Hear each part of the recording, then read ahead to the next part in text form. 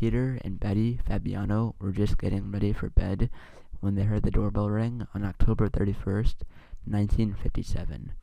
It was after 11 p.m., a little late for trick-or-treaters, but Peter reluctantly headed downstairs and grabbed the candy ball. It was Halloween, after all. What was one more kid? But when he opened the door, Peter got the shock of his life. On his doorstep stood a grown woman in blue jeans and a cheap mask, pointing the bottom of a paper bag at his chest. Upstairs, Betty Fabiano heard a loud pop, then the screech of tires as a car sped off outside. Racing downstairs, she found her husband on the floor in front of the open door, gasping for breath, blood pouring from a gaping wound on his chest. He was dead before they reached the hospital. Police were mystified. Peter Fabiano worked as a hairdresser in the San Fernando Valley. He had no enemies, at least none who would want to kill him. But the deeper they looked into the crime, the more twisted it all seemed. 2 weeks after the cold-blooded killing, police nabbed Joan Rabel, a 40-year-old who had once been employed at Peter's salons, and for some reason she was lying about being out the night of Peter's death. But not all liars moonlight as killers, and the cops had to let Joan Rabel go for lack of evidence. Then, a month later, an anonymous caller directed police to a rented locker in an area of a department store. Inside, they found a .38 revolver, which ballistics matched to the bullet that had been found lodged under Peter Fabiano's heart. The locker wasn't being rented by Joan Rabel, however. It belonged to a woman named Goldine Pieser, who worked at a local children's hospital and had no connections with the Fabiano family. The clues were there, but none of them made sense until Pieser began to confess. Goldine Pieser and Joan Rabel, it turned out, were lovers. For months, Rabel had told her about a man named Peter Fabiano, whom the latter called evil and vile. Rabel regaled Pieser with sickening stories of Fabiano and the way he abused his wife, and before long, Pieser began to hate this man she'd never met. She agreed to help Rabel kill him. With Rabel's money, Pieser bought a gun. Rabel drove to Faber's house, and Pieser, shaking so hard she had to use both hands to steady the revolver, put a bullet into Peter Fabiano's chest when he opened the door to give her a piece of candy. But why would Joan Rabel spend months putting this idea of hate in Pieser's head? Simply put, Rabel had been sleeping with Peter's wife, and it seemed she just wanted to get him out of the way. After trials, Rabel pleaded not guilty, and Pieser pleaded insanity.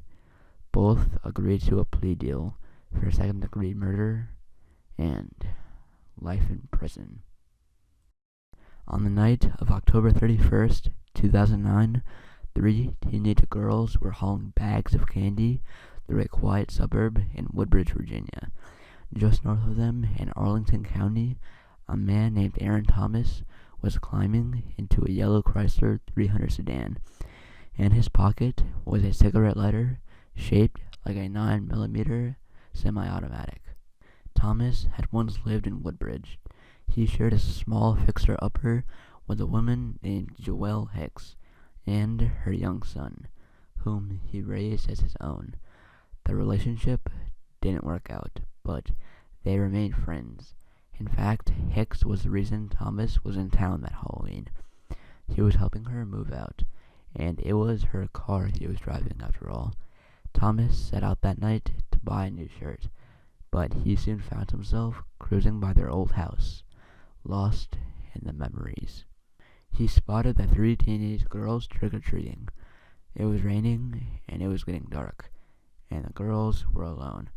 Thomas parked the car, and before the girls knew what was happening, Thomas was pointing the fake gun at them and forcing them into a wooded backlot behind a CVS pharmacy, where a steep slope took them to the bottom of a rain-drenched ravine.